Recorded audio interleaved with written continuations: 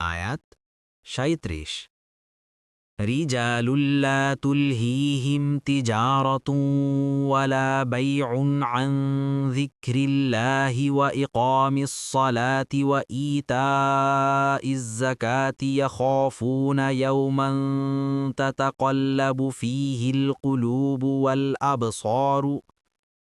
অনুবাদ: সেসব লোক যাদেরকে ব্যবসা বাণিজ্য ও ক্রয় বিক্রয় কোনোটিই আল্লাহর স্মরণ হতে এবং সালাত কায়েম ও জাকাত প্রদান হতে বিরত রাখে না, তারা ভয় করে সেই দিনকে যেদিন অনেক অন্তর ও দৃষ্টিসমূহ উল্টে যাবে। তাফসির: এখানে রিজালুন শব্দের মধ্য ইঙ্গিত আছে যে মসজিদে উপস্থিত হওয়ার বিধান আসলে পুরুষদের জন্য, নারীদের জন্য গৃহে সালাত আদায় করা উত্তম।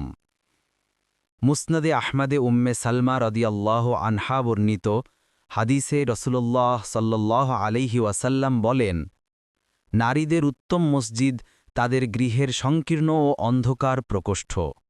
মুসনাদে আহমদ ৬-২৯৭